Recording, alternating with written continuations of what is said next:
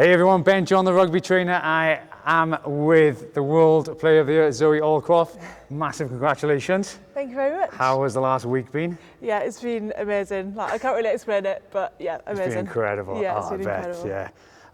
But yeah, we got the pleasure to get some tips and insights from Zoe today, and she's going to give us her ball carrying tips. Something that she's incredible at. You have like 15, 16 carries a game, which is mad. So yeah, you just talk us through you coming around the corner and what you look for, what you think, what is your process? So my main things if we're ball carrying around the corner is always to look to get that bounce out, so then the defenders will have to fold around you and hopefully it shortens up the defensive line. My second thing is as you're approaching, going into contact, is to drop your body height, and then the third point is also to get that leg drive through the contact and drive the defence back. Amazing. So when you talk about the bounce out, that terminology, do you want to just walk us through what that means? Yeah, So of course. if we've got Mo scrum half here, watch your dodgy passing, and then... So that would mean I'm looking to line the defender up here.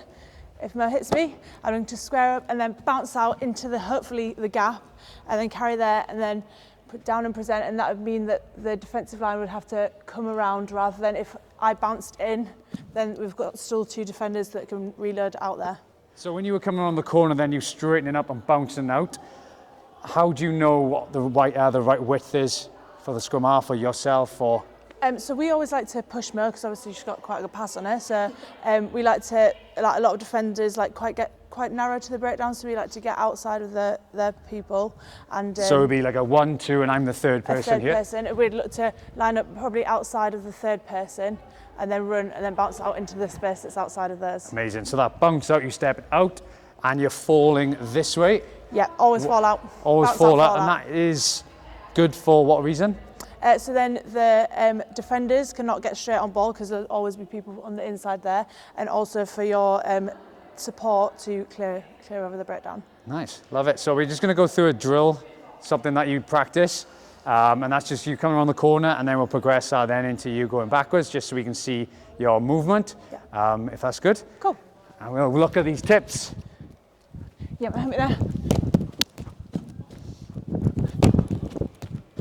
So one thing I noticed when you are coming around the corner, you're not catching it here, you're catching it in front of you. Just what benefits it is catching that ball in front of you? Always catch the ball early out in front, and then you can either give that tip or that out the back line. So you're not always going to carry the ball. Like, you do have that option to either tip or pass out the back as well. Yeah, and that's something you are really good at, is having the ball in your hands away from your chest, and then that knock-on effect then is if you've got that ball in your hand as a defender, I'm thinking, right, what are you going to do? You're going to carry, or you're going to pop, as you said, out the back option. So it kind of, you have three options every time you carry that ball. Yep. And that makes a massive benefit then for you, having that 1v1, which, yeah, you relish that moment. Yeah. What's that relationship like between you and Mo? Who has lead over who gets the ball when? Do you call for it, or is Mo giving you the nod? I'll be calling for it, yeah. Putting the hand up. Yeah. Wait. Cool. So yeah, we'll just do the realigning. Yeah, hit me there. Awesome to see the tips in action there. One thing I did notice as well is when you were coming back retreating, you get this hand up, and a lot of players do that, whether it's habit or not, but what does that actually signal? It's just so Mo can see like when I'm ready, or like it'll probably be like this hand if I'm telling her I'm not ready yet, but yeah, just so she has a little target to aim for, and then as soon as that ball's in there, you can get out and reach for the ball. Yeah, I love that. Awesome, and that helps you from running, giving them a wave. Yeah. Okay. So yeah, can you just go over those 3 tips again? 3 key tips of ball carrying would be to bounce out, fall out, drop your height as soon as you're approaching contact, and the leg drive through contact. Love that. Thanks again. Thanks for sharing your tips and giving us your time. No worries. Absolutely awesome. Thank you. Thank you.